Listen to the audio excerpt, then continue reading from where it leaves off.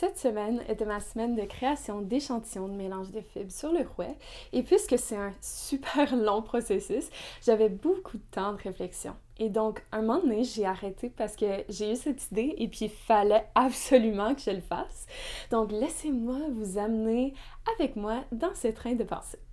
Donc, en tant que tricoteuse, je tricote très rarement avec la laine que la designer du patron a utilisée pour son projet.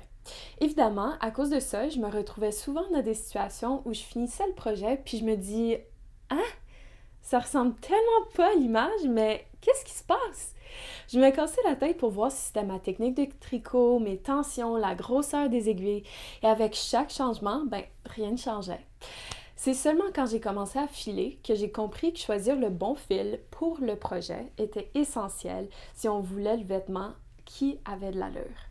Pour ceux et celles qui ne filent pas, je suis là pour répondre à cette grande question. Comment choisir un fil qui va vraiment faire rayonner mon projet? Alors, premièrement, il faut établir un petit lexique. Ça, c'est une fibre. On divise les fibres en 3 grandes catégories. Les fibres à base de protéines, qui viennent d'animaux comme la soie, la laine de mouton, les fibres d'alpaga, du mohair, qui vient des chèvres angora, de l'angora, qui vient des lapins angora, du chameau, du bison, du cachemire. OK, on en nomme quelques-uns. Après, on a des fibres à base de cellulose qui viennent de plantes comme le coton, le lin, le chanvre. Et finalement, on a les fibres synthétiques à base de plastique comme le polyester, l'acrylique et le nylon. Chaque fibre a un diamètre et cette mesure est en fait micron. Donc, quand on entend une fibre mesure 20 microns, on comprend qu'on parle du diamètre ou la grosseur de la fibre individuelle. Là, quand on introduit de la torsion à une fibre avec un outil de filage comme un rouet, un fuseau, une machine industrielle, on vient créer un fil, un brin. Pour augmenter la force d'un fil à un brin, on le retord dans l'autre sens avec plusieurs autres fils pour créer un fil retordu. Le plus de fils qu'on retord ensemble, le plus fort que notre fil final va être. Souvent, en magasin, on trouve du 1 à 6 brins et des fois encore plus. En gros, une fois que le fil est retordu ou laissé à un brin, on peut le transformer en tissu. Donc, on peut tisser avec un métier à tisser, ce qui fait un tissu qui n'est pas élastique, où les fils sont passés au-dessus et en dessous. On peut le tricoter, ce qui fait un tissu élastique où on peut souvent voir des petits V d'un côté puis des petites vagues de l'autre. Ou on peut le crocheter, ce qui peut donner une grande variété de types de tissus, certains plus élastiques que d'autres. OK, là, l'élasticité du tissu final est dépendante du tissé, tricoté ou crocheté, mais également de la fibre elle-même. De base, une fibre a un niveau d'élasticité inné que notre technique de filage va soit favoriser, soit atténuer. Une fibre très élastique qui est filée de façon très dense va perdre un peu de son élasticité innée et vice-versa. Dans ce qui suit, quand je parle d'élasticité, je parle de l'élasticité d'un tissu tricoté ou crocheté et non tissé. Avec la fibre nommée, on garde ça en tête. Je vais tellement avoir la misère à dire élasticité pendant cette vidéo-là. Bear with me. OK, alors là qu'on a établi notre lexique, parlons de projet! Quand je choisis un patron pour un vêtement tricoté ou crocheté, je me pose toujours 4 questions avant d'acheter le fil de la grosseur nécessaire. Alors 1, comment est-ce que le tissu doit agir? 2, quelle est la fonction du vêtement? 3, est-ce qu'il va devoir être lavé après chaque utilisation? Et 4, quels sont les éléments de design? Donc, est-ce qu'il y a du travail de couleur, de la dentelle ou des torsades? Une fois que je réponds à chaque question, je choisis le fil avec l'aide des informations qui d'habitude habitent dans ma tête et éparpillées dans des livres et sur l'Internet, mais que maintenant je viens de mettre dans un beau petit tableau pour vous.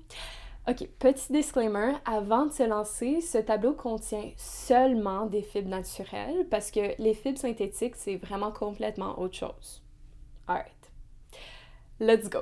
Mon premier projet, c'est un châle en dentelle que je vais porter quand je travaille à la bibliothèque et qui fait froid. Donc, pour répondre aux questions, 1, je veux un tissu qui n'est pas élastique pour que la dentelle soit visible en tout temps. 2, je vais porter le châle périodiquement au travail pour me garder au chaud. 3, il ne va pas devoir être lavé après chaque utilisation parce que ça ne va jamais toucher ma peau directement. Et 4, il y a de la dentelle. donc je vais sortir mon beau petit tableau pour prendre ma décision. Ce qui compte, c'est qu'il me faut un tissu sans élasticité qui tient au chaud. Donc ici, on va commencer avec le premier tableau. Donc on voit élasticité, non, qui tient au chaud, alpaga. Ok, parfait, on va aller voir s'il y a autre chose. Donc ici, non élastique, mais qui tient au frais. Et sur le deuxième tableau, non élastique, mais qui tient au frais. OK. Donc, ça va vraiment être le 100% alpaga qu'on va utiliser. Donc, voilà la fibre qu'il me faut. Facile, right? Donc, là, on va venir parler du design avec le tableau design. Donc, mon châle, c'est en dentelle. Et perso, moi, j'aime ça quand les trous sont ouverts plus. Donc, on va venir voir dentelle, trou ouvert plus. Alors, ça va être un 2 brins, 100% alpaga et compagnie. Parfait. Mais bon, ça, c'était bien trop facile. Et si on essaie quelque chose d'un peu plus exigeant, comme des chaussettes pour une personne qui travaille dans la construction, par exemple? Et on retourne aux questions. Donc, 1. Le tissu doit être élastique. Personne n'aime des chaussettes toutes rigides et qui déforment quand on tire dessus.